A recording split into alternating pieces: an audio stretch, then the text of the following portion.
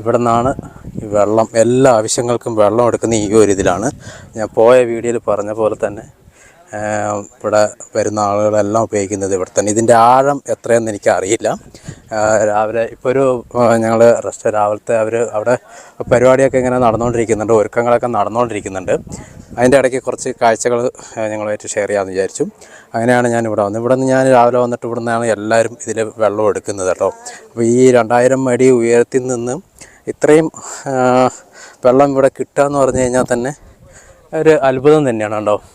അത്യാവശ്യം നല്ല വെള്ളമുണ്ട്. ഈ വീടാവശ്യത്തിനാണെങ്കിലും രാവിലത്തെ ആളുകൾ കുളിക്കാനാണെങ്കിലും എല്ലാത്തിനും ഇതിൽ നിന്നാണ് എടുത്തുകൊണ്ട് പോകുന്നത്. പക്ഷേ ഇതിൻ്റെ ആഴം ഇപ്പോഴും ആർക്കും അറിയില്ല എന്നാണ് പറയുന്നത്. ഇതിൻ്റെ രഹസ്യം, ഇതിൽ ചെറിയ ചെറിയ മീനുകളൊക്കെ ഉണ്ട് കേട്ടോ. ഈ നെറ്റിൽ ചെറിയ മീനുണ്ട്, പക്ഷേ കാണാൻ കഴിയുന്നില്ല. ആളുകളുടെ സൗണ്ട് കേട്ടപ്പോൾ അതിങ്ങനെ താഴെ പോകുന്ന പറയണത്. പക്ഷേ എനിക്ക് വല്ലാത്തൊരു അത്ഭുതമാണ് കേട്ടോ. ഇത്രയും ഉയരത്തിൽ, ഇത്രയും ഉയരത്തിലാണ് ഇത് കിടക്കുന്നതെന്നുള്ളതാണ്. പക്ഷേ എനിക്കതാണ് ആലോചിച്ചിട്ടൊരു ബുദ്ധിമുട്ടുള്ളതാണ്. 2030 അടിയാണ് ഇവർ പറയുന്നത്.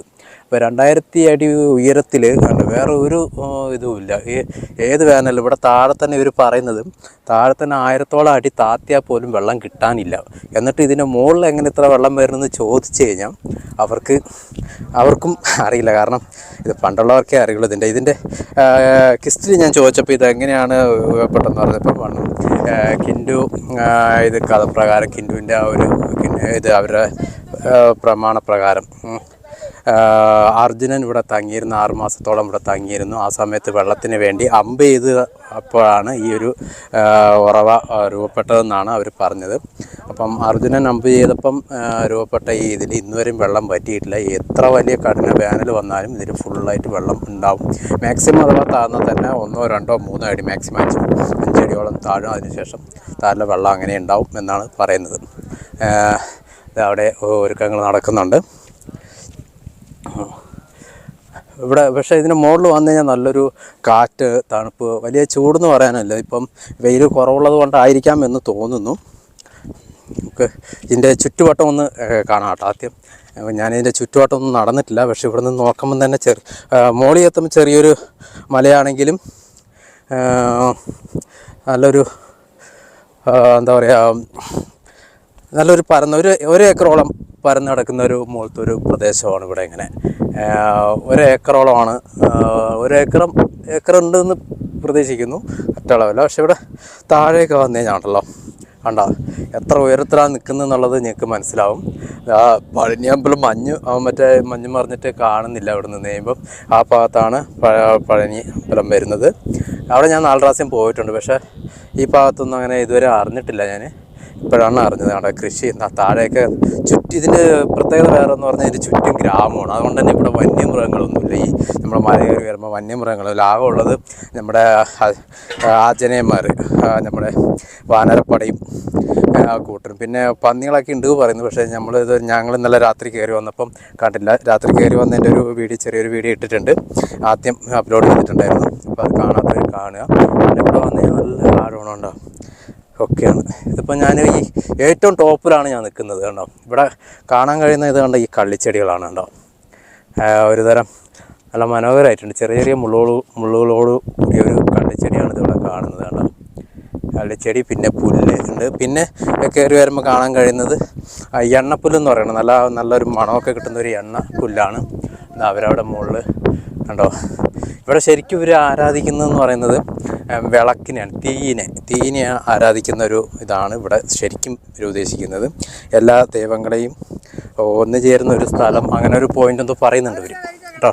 അപ്പം അത് വൈകുന്നേരം ഇത് കഴിയുമ്പം, തിരക്കൊക്കെ കഴിയുമ്പോൾ ഇതിൻ്റെ അയ്യർ തന്നെ അതിനെക്കുറിച്ച് പറഞ്ഞുതരാമെന്ന് പറഞ്ഞിട്ടുണ്ട്.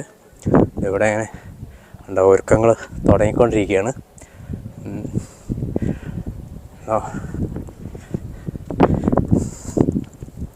അപ്പോൾ ഇതിൻ്റെ ചുറ്റുവട്ടം ഇങ്ങനെ കാണാം. ചുറ്റുവട്ടം പോയി കഴിഞ്ഞാൽ ശരിക്കും ഗ്രാമങ്ങളാണ് കേട്ടോ. ഇതാണ് നമ്മൾ രാത്രി നടന്നു വന്ന വഴി. ഇതിലിങ്ങനെ പോയി കഴിഞ്ഞാൽ കാണാം. ഇതിൻ്റെ താഴെ ഒരു കൂകയൊക്കെ ഉണ്ട് പറയുന്നുണ്ട്. ഇതിൻ്റെ നേരെ താഴെ ഒരു വലിയൊരു കൂകയൊക്കെ ഉണ്ട് പറയപ്പെടുന്നുണ്ട്. അപ്പോൾ അതിൽ പോയി കഴിഞ്ഞാൽ ഒരു ഗുഹ കാണാമെന്ന് പറഞ്ഞിരുന്നത്. പിന്നെ ഇത് ഇറങ്ങിപ്പോകുമ്പോൾ കാണിച്ചു തരുന്നുണ്ട് കേട്ടോ. അപ്പോൾ അതാണ് ഇത്. ഈ ഭാഗത്ത് വന്നു കഴിഞ്ഞാൽ ഈ ഇവിടുന്ന് ഇങ്ങോട്ട് നോക്കിക്കഴിഞ്ഞാൽ പഴനി അമ്പലമാണ് നേരെ. പക്ഷെ ഇപ്പം ദൂരെ കാണുന്നില്ല, രാത്രിയിൽ നല്ല ലൈറ്റൊക്കെ ഇട്ട് കാണാം. അപ്പോൾ ഇന്ന് വൈകുന്നേരത്തെ എടുക്കുന്ന വീഡിയോയിൽ ശരിക്കും അത് കിട്ടുമായിരിക്കും. സൈഡൊക്കെ കുറച്ച് മരങ്ങളൊക്കെ ഉണ്ട്, ചെറിയ ചെറിയ മരങ്ങളും കാര്യങ്ങളൊക്കെ ഉണ്ട്. അവിടെ ഒരു പാറ കോറിയാണ് ഈ കാണുന്നത്. ഞങ്ങൾ ഇന്നലെ ആ പാറയുടെ കോറി കൂടെയാണ് ആദ്യം കൂടെയാണ് രാത്രി വന്നത്. രാത്രി ആയതുകൊണ്ടൊന്നും കാണാൻ പറ്റിയില്ല, പക്ഷെ നല്ല മനോഹരമായ ദൃശ്യമാണ് കേട്ടോ. അപ്പോൾ എല്ലാം വ്യവസായങ്ങൾ ചെയ്യുന്ന നമ്മുടെ സിനിമയിലൊക്കെ കാണുന്ന അതേ ഒരു പ്ലേസ് കണ്ടോ.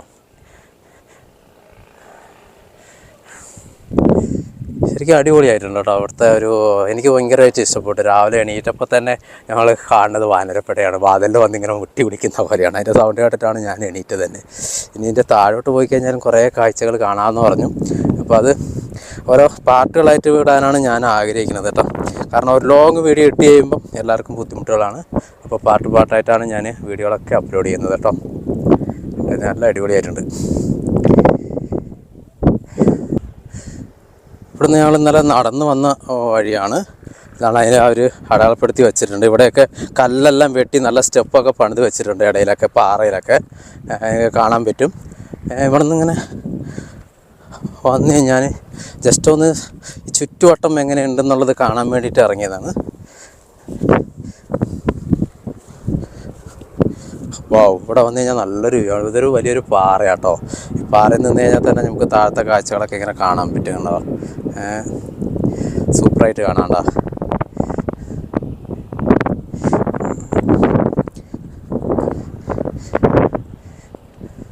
ഇത് ഇവിടെ ശരിക്കും 6 മാസത്തിൽ കൂടുമ്പോഴാണ് ശരിക്കും അമാവാസി ദിവസം ആണ് ഇവിടെ പൂജാകർമ്മങ്ങളൊക്കെ ഏറ്റവും കൂടുതൽ നടക്കുന്നത്.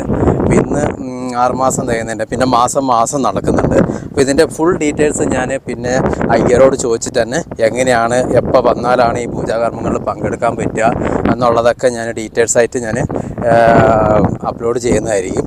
അപ്പം നിങ്ങൾ ചെയ്യേണ്ടത് ഇതാണ്. നിങ്ങൾക്ക് ഇതിൻ്റെ വീഡിയോകളൊക്കെ കറക്റ്റായി കിട്ടാൻ വേണ്ടിയിട്ട് നിങ്ങൾ പേജ് ഫോളോ ചെയ്യുക. നിങ്ങൾ ഫേസ്ബുക്കിലാണ് കാണുന്നതെങ്കിൽ, പിന്നെ യൂട്യൂബിലാണ് കാണുന്നതെങ്കിൽ നിങ്ങൾ സബ്സ്ക്രൈബ് ചെയ്ത് ആളെന്നുള്ള ബട്ടണൊക്കെ ഇനേബിൾ ചെയ്ത് വയ്ക്കുക.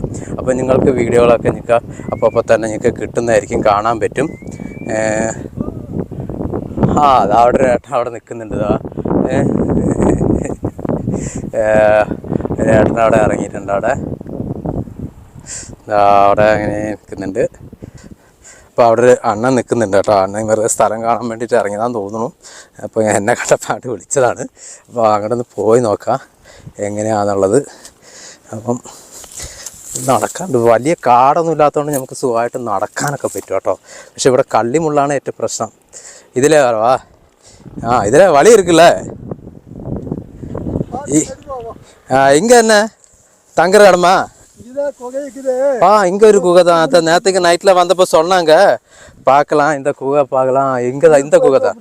ഇതിന് മുമ്പ് ഞാൻ പറഞ്ഞൊരു കുകയാണ് ഈ കാണുന്നത് കേട്ടോ. ഇവിടെ പോലാമാ? ശരി സാർ.